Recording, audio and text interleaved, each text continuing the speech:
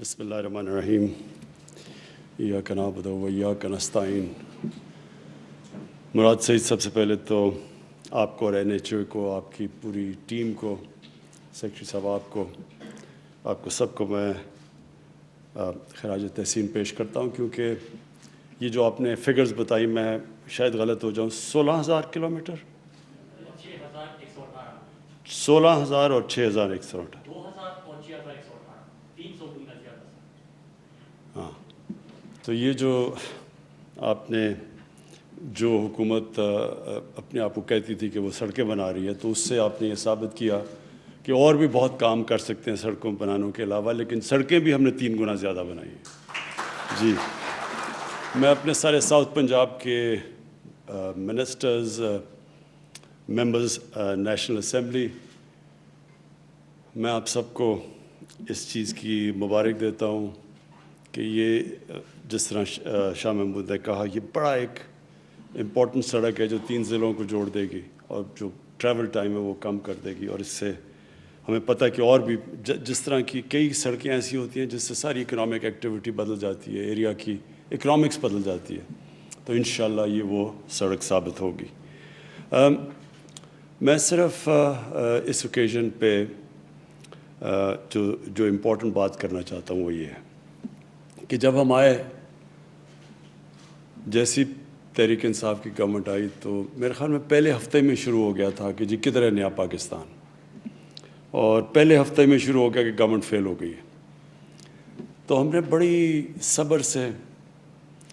یہ 2.5 سال سے تھوڑا اوپر، ابھی 3 سال نہیں ہوئے، تو 2.5 سال بڑے صبر سے گزارے۔ بڑی میڈیا میں تنقید ہوئی، اور اپوزیشن تو خیر مجھے پتہ تھا انہوں نے تنقید کرنی ہے جب تک این آر او نہیں ملنا، تو وہ تنقید ہوتی گئی کہ جی پاکستان تباہ ہو گیا، اور پھر ابھی بھی کل ان ساروں نے مل کے کوئی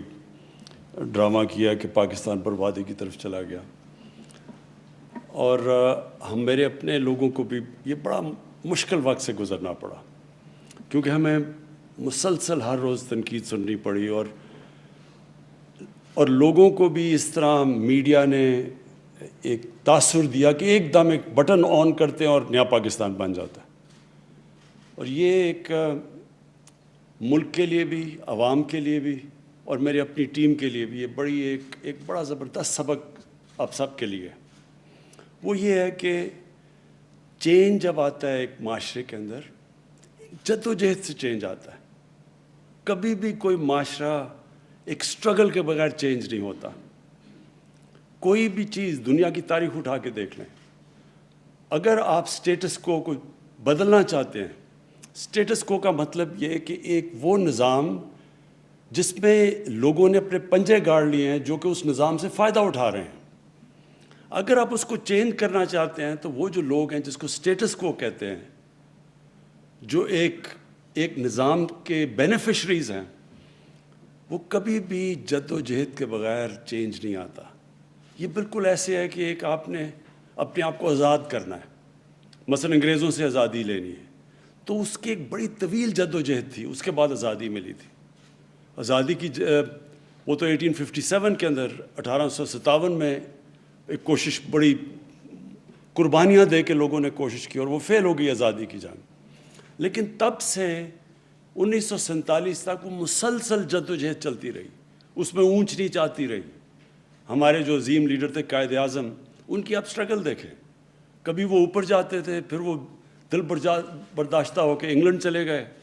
پھر واپس آئے، پھر سٹرگل ہوئی۔ تو یہ جو آزادی کی سٹرگل ہے، چاہے آپ مافیا سے آزاد ہو رہے ہوں یا ایک کرپٹ نظام سے آزاد ہو رہے ہوں، یہ جد و جہد کا نام ہے۔ یہ کبھی بھی ایسے نہیں ہوتا کہ ایک دم آپ آزاد ہو جاتے ہیں۔ جو ابھی جس جگہ پاکستان کھڑا ہے، ایک بہت، میں سمجھتا ہوں کہ 1947 کے بعد یہ ایک بہت بڑی سٹرگل چل رہی ہے پاکستان کا نظام بدلنے کے لیے، مافیاز سے اپنے آپ کو آزاد کرنے کے لیے۔ ہر جگہ مافیاز بیٹھے ہوئے ہیں، ہر جگہ ان کی کوشش ہے کہ کسی طرح یہ گورنمنٹ فیل ہو، تاکہ وہ پھر اسی طرح ایک کرپٹ نظام سے فائدہ اٹھاتے رہیں۔ تو اپنی قوم کے لیے، اپنی ٹیم کے لیے یہ جو آج پاکستان سٹرگل کر رہا ہے، یہ سب سے امپورٹنٹ سٹرگل ہے پاکستان کی فیوچر کے لیے، اپنے آنے والی جنریشنز کے لیے، ہماری نسلوں کے لیے بڑی امپورٹنٹ سٹرگل ہے۔ یہ سٹرگل ہے رول آف لاء کی، قانون کی حکمرانی کی سٹرگل۔ یہ سب سے یہ جو قانون کی حکمرانی کی سٹرگل ہے، اس سے ہی ایک معاشرہ بدلتا ہے۔ جب یہ طاقتور کو قانون کے نیچے لے کے آتا ہے، وہ دنیا کی تاریخ اٹھا کے دیکھ لیں، وہ معاشرہ اوپر جاتا ہے۔ آج آپ سارے خوشحال ملک دیکھ لیں، جو بھی ملک خوشحال ہے وہاں قانون کی حکمرانی ہے، وہاں طاقتور قانون کے نیچے ہے، وہاں کوئی چینی مافیا نہیں پھر رہا، کوئی قبضے مافیا نہیں ہے، وہاں کوئی پولیٹیکل مافیاز نہیں ہیں۔ کہتے ہیں کہ جی ہمیں این آر او دیں، نہیں تو ہم گورنمنٹ گرا دیں گے۔ فوج کو بلا رہے ہیں کہ فوج آگے گورنمنٹ گرا دے، اپنے آپ کو ڈیموکریٹک موومنٹ کہتے ہیں، فوج کو کہہ رہے ہیں کہ گورنمنٹ گرا دو، کیونکہ ان کا ساروں کا مقصد اپنے انٹرسٹ پروٹیکٹ کرنا ہے۔ یہ سارے جو مافیاز ہیں یہ اپنے مفادات کی حفاظت کی جنگ لڑ رہے ہیں، اور اس کے لیے وہ تیار ہیں گورنمنٹ گرانے کے لیے، کچھ بھی کرنے کے لیے تیار ہیں۔ باہر پیسے پڑے ہوئے ہیں ان کے ارب اور ارب ڈالر، ڈر لگا ہوا ہے کہ یہ گورنمنٹ آئے گی تو پیسے ان سے واپس آ جائیں گے۔ ان کی ساری چوریاں سامنے آ رہی ہیں، تو ان کی کوشش یہ ہے کہ اس سے پہلے گورنمنٹ کو کسی نہ کسی طرح گرا دو۔ تو پہلے تو معیشت تباہ کر دی، یہ ڈرامہ چلتا رہا، پھر پتہ چلا کہ وہ معیشت کرونا کے باوجود، ہندوستان میں ذرا دیکھیں آج کیا حالات ہیں۔ ہمارا اور ہندوستان کا ایک ہی طرح کے جو آبادی ہے، جو ڈینسٹی پاپولیشن ہے، جو موسم ہے، ہمارا تو ان سے ملتا جلتا ہے۔ ہندوستان کی حکومت نے کیا فیصلے کیے، آج ان کا کیا حال ہے، ہم نے کیا فیصلے کیے، آج اللہ نے ہمیں کیسے نکالا ہے۔ اور اس کے باوجود جب ان کا -7 پہ گروتھ ریٹ ہے، ہمارا 4% پہ چلا گیا، جبکہ ہمارے ہندوستان سے بہت برے حالات تھے۔ ہندوستان کے مقابلے میں پاکستان کے حالات جب کرونا آئی ہے تو دیکھیں ان کے تو بڑے خوشحال،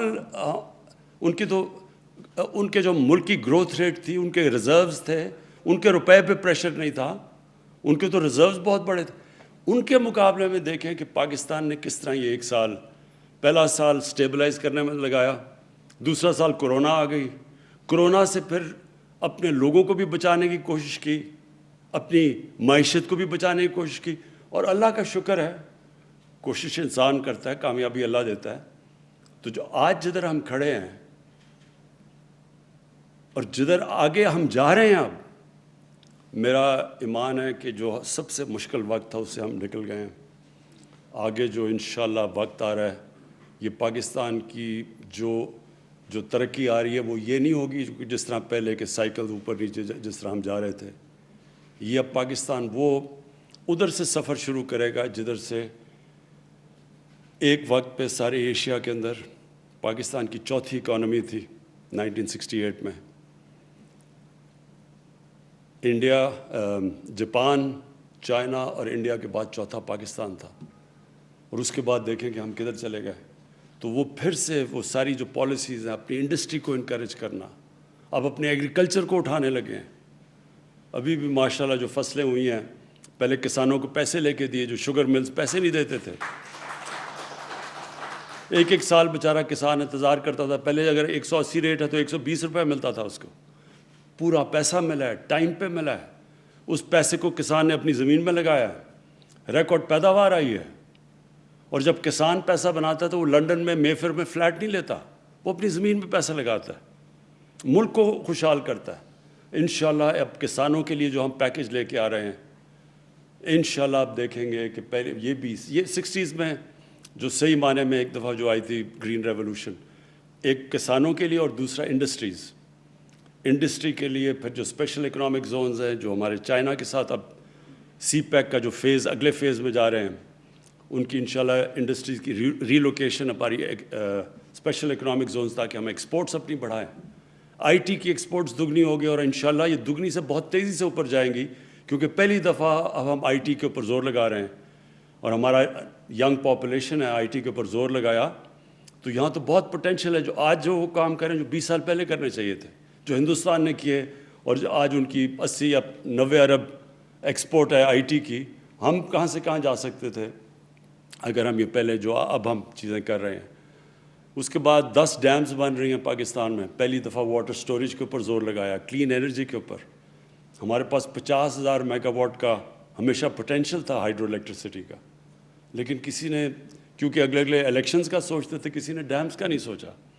پھر پہلی دفعہ پاکستان میں اتنے بڑے پیمانے پہ آنے والی نسلوں کے لیے ملک کو بچا رہے ہیں گلوبل وارمنگ سے, پاکستان کو ہرا کرنے کے لیے 10 ارب درخت لگا رہے ہیں پاکستان میں. پھر نئی نیشنل پارکس بنا رہے ہیں, سب آنے والی جنریشنز کے لیے, جو کہ آج تک کبھی کسی نے پہلے نہیں سوچا. اور انشاءاللہ جو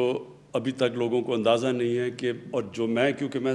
سارے بچپن سے سارا پاکستان دیکھا ہوا ہے, جو ٹورزم میں پوٹینشیل ہے پاکستان میں, کسی کو اندازہ نہیں ہے. ہم نے کبھی سوچا ہی نہیں ٹورزم کا. جو اللہ نے یہاں خوبصورتی دی ہے, جو ڈائیورسٹی دی ہے, جو کہ 12 کلائمیٹک زونز ہیں پاکستان کے, کسی کو, ہمارے اپنے لوگوں کو نہیں اندازہ. اگر آپ کے لنڈن میں سارے بزنسز بچے اور چھٹیاں اور عیدیں گزاریں, آپ کو کیا پتہ کہ پاکستان میں اللہ نے کیا کیا نعمتیں دی ہیں. اور انشاءاللہ آپ دیکھیں گے کہ ٹورزم میں پچھلا سال یہ جو سب سے زیادہ متاثر ہوا وہ ٹورزم ہوا ہمارا. ساری دنیا میں ٹورزم کی انڈسٹری متاثر ہوئی کرونا کی وجہ سے. لیکن انشاءاللہ جیسے جیسے اب یہ ویکسینز, دنیا ویکسینز میں اب کرونا سے اپنے آپ کو بچا رہی ہے اور ٹورزم بڑھ رہی ہے, تو آپ انشاءاللہ دیکھیں گے کہ صرف ٹورزم کے سیکٹر سے ہم اتنے پیسے کما سکتے ہیں کہ ہمیں یہ جو ہمارا مسلسل پرابلم آ جاتا ہے کرنٹ اکاؤنٹ کا, یعنی کہ ڈالرز جو باہر جا رہے ہیں وہ زیادہ اندر آ رہے ہیں, کم ہے, ہمارے روپے پہ پریشر پڑتا ہے. تو صرف ٹورزم سے ہم یہ اپنے ریزروز بڑھا سکتے ہیں, اپنے فارن ایکسچینج بڑھا سکتے ہیں انشاءاللہ. آنے والے دنوں میں جو میں اپنی صرف قوم کو آخری چیز یہ کہنا چاہتا ہوں کہ جو برا وقت ہے وہ نکل گیا, مشکل وقت سے ہم گزر گئے ہیں. انشاءاللہ اب گروتھ کا ٹائم ہے, اب اس کو اپنی اکانومی بڑھانے کا ٹائم ہے, دولت میں اضافہ کرنے کا ٹائم ہے, اپنے ملک کو, اپنے نوجوانوں کو نوکریاں دینے کا ٹائم ہے. ہمارے جو کنسٹرکشن انڈسٹری ہے پاکستان کی تاریخ میں سب سے زیادہ پہلی دفعہ جو انسینٹیوز دیے گئے وہ کنسٹرکشن کو دیے گئے ہیں. اور سیمنٹ سیلز پاکستان کی تاریخ میں کبھی بھی اتنی زیادہ سیمنٹ نہیں بکا جو اب بکا ہے, اس لیے کہ کنسٹرکشن ایکٹیویٹی بڑھ گئی ہے. ابھی جو ہمارا اصل پروجیکٹ ہے وہ صحیح معنی میں ٹیک آف نہیں کیا, وہ افورڈیبل ہاؤسنگ یعنی نیا پاکستان ہاؤسنگ. اور اس کی وجہ یہ ہے کہ ہمارا جو بینکنگ انفراسٹرکچر تھا اس کو بھی عادت نہیں ہے چھوٹے لوگوں کو قرضے دینے کے لیے, گھروں کے لیے. اور ہمارے پاس 2 سال لگے, وہ جو ایک قانون ہے وہ جب تک وہ قانونی کئی سالوں سے پھنسا ہوا تھا, فورکلوجر لا, وہ تب تک بینک قرضے نہیں دیتے. تو وہ 2 سال 2.25 سال کے بعد وہ قانون ہم نے بینک عدالت سے کلیئر کروایا, اور تب سے اب ہم پورا زور لگا رہے ہیں. اور اب تک 60 ارب روپے کے بینکوں سے 60 ارب روپے کے قرضے کی ڈیمانڈ آ چکی ہے بینکوں میں, جو چھوٹے نئے پاکستان ہاؤسنگ میں یہ جو چھوٹے چھوٹے 5 مرلے کے گھر ہیں, یعنی کہ وہ لوگ جو آج تک سوچ بھی نہیں سکتے تھے کہ ان کا اپنا گھر ہوگا, تنخواہ دار طبقہ, یہ جو مزدور, جو گریڈ 4 پہ کام کرنے والے, سرکاری نوکر, جو پولیس والے, یہ کوئی بھی ویلڈر, میکینکس, یہ کبھی اپنا سوچ نہیں سکتے تھے کہ ان کے پاس اتنا پیسہ گیا گھر بنانے کا. لیکن یہ جو ہمارا نیا پروجیکٹ ہے کہ جو آپ کرایہ دے رہے ہیں, جو لوگ 15-20 ہزار کرایہ دیتے ہیں, وہی قسطوں میں چلا جائے گا اور گھر بھی اپنا بن جائے گا. یہ پہلی دفعہ پاکستان میں انشاءاللہ شروع ہو رہا ہے. اور یہ اس کے اوپر ہم اور بھی طریقے لے کے آ رہے ہیں. بینکوں کے علاوہ ایسے فائنانس ہاؤسز لے کے آ رہے ہیں, یہ شوکت ترین ابھی کرنے لگے ہیں, تاکہ وہ صرف اور صرف ان کا کام ہی ان بینکس کو ہاؤسنگ کے لیے قرضے دینے کے لیے. تو یہ بھی یہ جب ٹیک آف ہو جائے, یہ ایک اور چیز ہے جس سے سب سے زیادہ روزگار شہروں میں ملتا ہے جب کنسٹرکشن انڈسٹری چلتی ہے. کیونکہ کنسٹرکشن جب چلتی ہے تو 30 اور انڈسٹریز اس کے ساتھ جڑی ہوئی ہیں, تو سارا ایک پورا معیشت اٹھ جاتی ہے اس کی وجہ سے. تو انشاءاللہ آنے والے دنوں میں آپ سب دیکھیں گے کہ جو مشکل وقت میں لوگوں کو مشکلات کا سامنا کرنا پڑا, جو حالات مشکل تھے, بے روزگاری تھی, IMF کا بھی پروگرام تھا جس سے ٹائٹ کیا ہوا تھا انہوں نے, اس کے بعد کرونا بھی تھا. انشاءاللہ آنے والے دنوں میں اپنی قوم کو میں اور خوشخبری دیتا جاؤں گا. شکریہ.